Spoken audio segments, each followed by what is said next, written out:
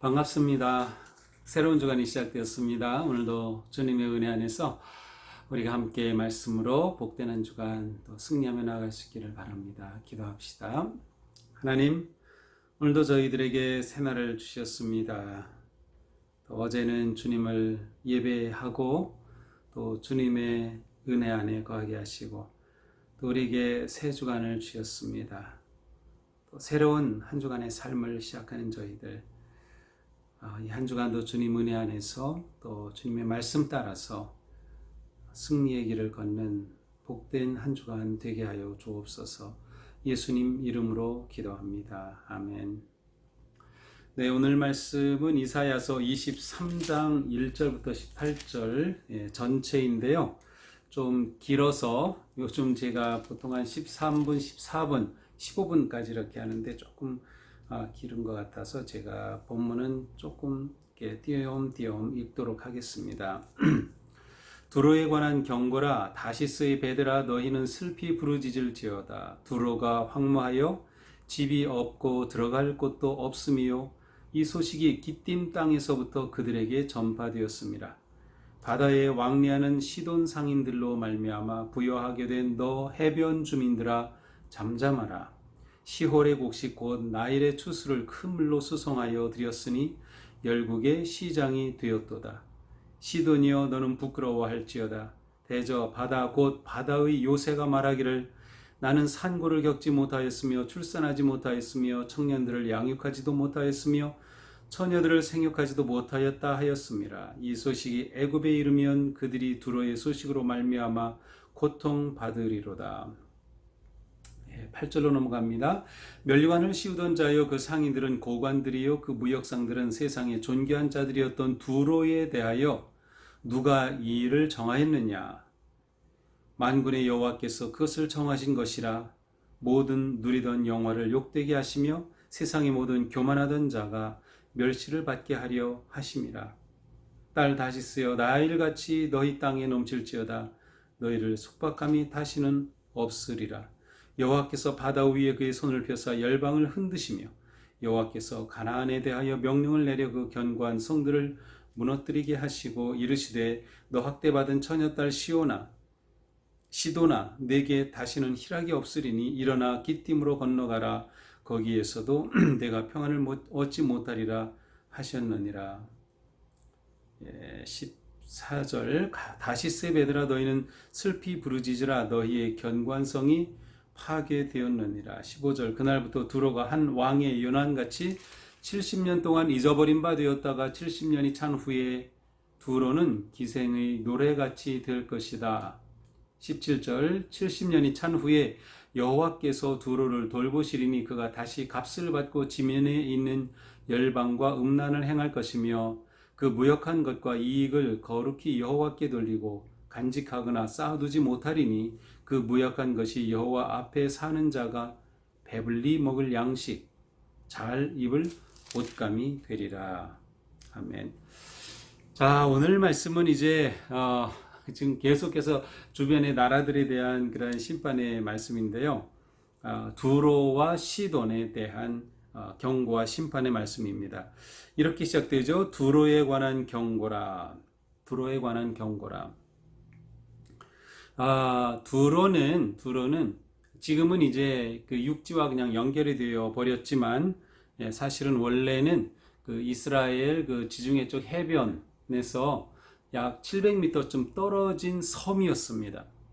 그래서 이 섬은 아주 그 견고한 요새를 구축하고 또 그 섬에 좋은 항구와 같은 그런 곳이 남부로 있었기 때문에 이 두로는 그렇게 큰 섬은 아닌 작은 섬이었지만, 지중해 바로 이 팔레스타인 땅 가까이 700m쯤 떨어진 곳에 있는 섬으로서 저 유럽에 있는 또 북쪽의 그 터키 지역, 소아시아 지역에 있는 그런 문물이 이 섬을 통하여서 육지로 가는 아주 무역이 왕성하게 일어난, 그래서 그 무역으로 부를 쌓았던 그러한 나라가 바로 이 두로입니다. 그러니까 요즘으로 치면 뭐 홍콩이나 싱가포르 같은 그러한 중개무역으로 번성한 그러한 조그만 나라였어요. 조그만 섬나라였지만 아주 강력하였습니다. 왜냐하면 북쪽의 아수르나 심지어 바벨론까지 와서 물론 이들을 이제 섬이기 때문에 고립시켜서 이들에게 조공을 받아내긴 했지만 이들을 완전히 점령할 수는 없었어요. 바다에 약했기 때문이죠. 그러니까 이 두로가 완전히 그 멸망당한 것은 그 알렉산더 대왕이 300년경에 323년경에 이 두로를 점령함으로써 이제 비로소 완전히 멸망을 당했는데, 이때 알렉산더가 두로를 점령한 방법이 이 육지서부터 그냥 그 뭐죠? 방파제처럼 쌓아가는 겁니다. 7개월이나 걸렸어요. 7개월 동안 걸려서 60m 폭으로 쌓아서 드디어 이 섬까지 연결하고 나서 이 섬을 점령하고 두로가 패망한 그러한 기록이 나옵니다. 그러니까 이 두로가 얼마나 강력한 요새를 구축한 중개무역으로 거대한 부를 누리고 있는 나라였나를 짐작할 수 있습니다. 근데 바로 이 두로에 대한 심판이죠. 그리고 다시스는 바로 이 두로 해변가에서 북쪽으로 한 40km 떨어진 역시 그러한 해안가에 있는 그러한 도시가 바로 그 다시스가 아니라 바로 시돈이 바로 그러한 곳입니다. 또 다시스라고 하는 곳은 다시스 하면 떠오르는 사람이 있나요? 요나죠. 요나가 하나님의 그 메시지를 받았지만 다시스로 피난하려고 했습니다. 그래서 다시스로 가던 배를 탔지만 결국 풍랑 일고 바다에 던져지고 큰 물고기 뱃속에 들어간 그러한 일이 있었죠. 바로 그 다시스입니다. 다시스는 그러므로 스페인이죠. 스페인의 남쪽에 있는 그러한 곳. 이 당시에는 다시스에는 금은보화가 많은 곳으로 알려진 것이었습니다. 그러니까 두로에 관한 경고를 하고 다시스의 배를 언급하면서 이 다시스의 배들이 두로에 와서 중개무역을 하고 하면서 엄청난 부가 축적되었음을 알 수 있습니다. 그런데 바로 다시스의 배들이 슬피 울부짖는다는 것입니다. 이 소식이 기띔 땅에서부터 들려왔다고 합니다. 기띔은 구브로라는 것이래. 지금은 키프로스라고 하는 지중해에 있는 아주 큰 거대한 섬입니다. 언젠가 여기 좀 가보고 싶은 마음이 있는데 이 구브로에서부터 이 소식이 들려왔다는 것이죠. 2절에 보니까 바다에 왕래하는 시돈 상인들로 말미암아 부유하게 된 너 해변의 주민들아 잠잠하라. 그래서 북쪽에 있던 시돈, 제가 아까 말씀드렸던 40km 북쪽에 있는 시돈의 상인들이 이곳에 와서 또 무역을 하면서 부요를 누리고 있는데 바로 이들로 인해서 이들도 이 두로에 일어난 일로 인해서 잠잠하게 되는 그러한 이야기죠. 3절 시홀의 곡식고 나일의 추수를 큰 물로 수송하여. 시홀은 이집트에 있는 한 도시인데 이 이집트에서 생산된 그 나일강 유역의 엄청난 비옥한 지대에서 생산된 이 곡물이 바로 이 두로까지 온 겁니다. 그러니까 이 두로를 언급하면서 다시스, 스페인의 북쪽 끝, 그 다음에 바로 키프로스, 그 다음에 이 이집트까지 언급할 정도로, 그러니까 이 두로라고 하는 지역이 그 당시 얼마나 그 당시로서는 전 세계적인 무역의 중심지였는가를 알 수 있어요. 근데 바로 이 두로에 관한 하나님의 경고의 말씀입니다. 한마디로 두로가 파멸된다는 소식이죠. 그래서 이 두로의 파멸 소식에 주변 나라들, 주변 도시들이 떨고 두려워하고 고통받는 그러한 모습으로 이 두로에 대한 패망의 이야기가 선포됩니다. 그러니까 이 두로에 대한 패망 이야기는 좀 특이하다고 하면 두로 자체가 어떻게 멸망하느냐라는 내용 자체보다는 두로와 관계되어서 무역을 하던 그 나라와 그 도시들이 이 두로가 망한 소식을 듣고 충격을 받고 고통에 빠지는 형태로 이 묘사되고 있는 것이 좀 특별하다고 할 수 있습니다. 애굽에서도 이 소식을 두고 고통을 받을 것이다. 너희는 다시스로 건너갈지어다. 해변 주민아 너희는 슬피 부를지어다. 다시스 스페인에서 온 너희들이 슬피 부르짖으며 너희의 나라로 그냥 돌아가라 라고 말씀합니다. 8절 면류관을 씌우던 자 혹은 면류관을 쓴 자라고도 할 수 있는데 바로 이 두로를 말하죠. 이 면류관을 쓴 것처럼 그렇게 아주 부요하고 거만했던 그 두로에 대하여 오히려 그들의 영화가 욕되게 되고 교만한 자를 하나님께서 멸하실 것이다 라고 말씀하십니다. 11절 여호와께서 바다 위에 그 손을 펴사 열방을 흔드신다. 여호와께서 이 모든 것을 지금 흔들고 계시다고 하는 것이죠. 가나안에 대하여 명령을 내려 견고한 성들을 무너뜨리게 하시고, 여기서 가나안은 가나안 땅, 그 이스라엘 땅을 의미하는 것이 아니라 이스라엘의 북쪽 지역의 페니키아 지역입니다. 지금의 레바논, 시리아 지역, 이쪽 페니키아 지역의 사람들도 이 두로와 함께 이 엄청난 그 심판의 소식을 듣고 그 성들이 황폐해진다라고 하는 말씀입니다. 이르시되 너 학대받은 처녀딸 시온아 내게 다시는 희락이 없으리니 일어나 기띔으로 건너가라. 너에게는 더 이상 희락이 기쁨이 없을 것이다. 그러니 기띔으로 키프로스로 구브로로 건너가라. 그들도 피난하라. 이러한 말씀입니다. 그런데 마지막에 가서 이 두로에 대한 심판은 좀 희망적인 그러한 그 내용으로 바뀝니다. 15절부터죠. 한 왕의 연한같이 70년 동안 잊어버린 바 되었다가 70년이 찬 후에 두로는 기생이 노래같이 될 것이다. 이제 이 패망의 기간이 70년이겠지만 이 70년이 지나면 다시 기생이 노래 부르는 것처럼 이들이 회복될 것이다. 기생이 노래를 부르고 그 다음에 어떤 그 대가를 받고 하면서 그렇게 된 것처럼, 그래서 17절에 보니까 70년이 찬 후에 여호와께서 두로를 돌보시리니 다시 값을 받고 지면에 있는 열방과 음란을 행할 것이다. 다시 값을 주고받고 무역을 해서 돈을 받으면서 열방과 음란을 행할 것이다. 그래서 음란을 행한다는 것은 나쁜 의미가 아니라 앞에서 이제 기생의 노래같이 될 것이다 라고 했기 때문에 창녀가 행하는 그 행동이 음란이기 때문에 이 무역하는 행위를 음란이라고 하는 그러한 단어로 표현을 한 것이에요. 그러니까 다시 무역이 일어날 것이다. 그러나 18절에 보니까 그 무역의 대가는 전혀 딴 곳으로 흘러갑니다. 그 무역한 것과 이익을 거룩히 여호와께 돌리고 간직하였거나 쌓아두지 아니하리니 그 무역한 것이 여호와 앞에 사는 자가 배불리 먹을 양식 잘 입을 옷감이 되리라. 이렇게 해서 그들이 예전처럼 돈을 벌겠지만 그들이 무역해서 얻은 이 모든 이익은 하나님께로 돌아가게 될 것이다. 그래서 하나님을 섬기는 자들이 그것을 먹을 것이다. 하나님을 섬기는 자들의 옷이 될 것이다 라고 선포하십니다.